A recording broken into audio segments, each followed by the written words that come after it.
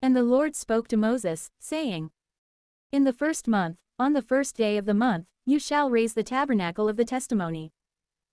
And you shall place the ark in it, and you shall release the veil before it. And having brought in the table, you shall place the things which were solemnly commanded upon it. The lampstand shall stand with its lamps.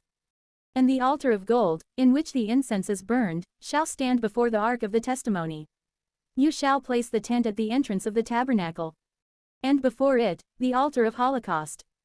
The washtub shall stand between the altar and the tabernacle, and you shall fill it with water.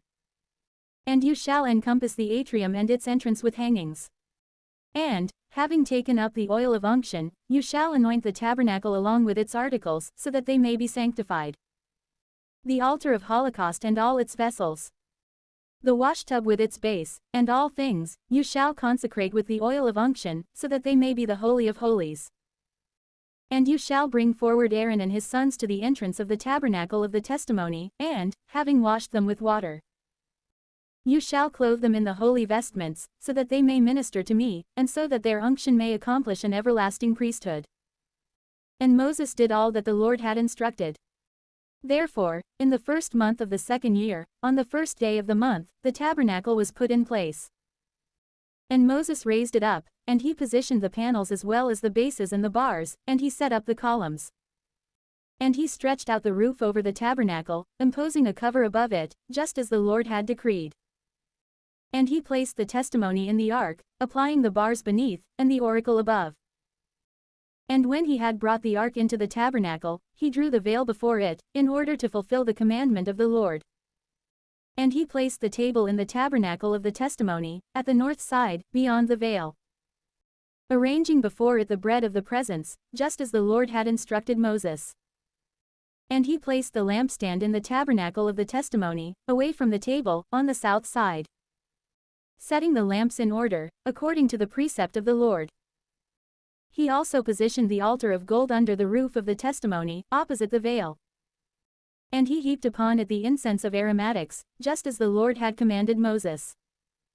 And he positioned the tent at the entrance of the tabernacle of the testimony, and the altar of holocaust in the vestibule of the testimony, offering the holocaust and the sacrifices upon it, just as the Lord had decreed.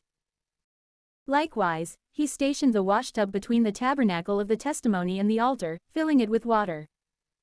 And Moses and Aaron, along with his sons, washed their hands and feet whenever they would enter the covering of the covenant, and when they approached to the altar, just as the Lord had instructed Moses.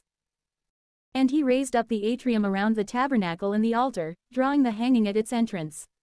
After all these things were perfected, the cloud covered the tabernacle of the testimony, and the glory of the Lord filled it. Neither could Moses enter the covering of the covenant, the cloud was covering all things, and the majesty of the Lord was flashing. For the cloud had covered everything. Whenever the cloud departed from the tabernacle, the sons of Israel set out by their companies. But if it remained hanging over it, they remained in the same place. Certainly, the cloud of the Lord lay over the tabernacle by day, and the fire by night, being seen by all the people of Israel throughout all their resting places.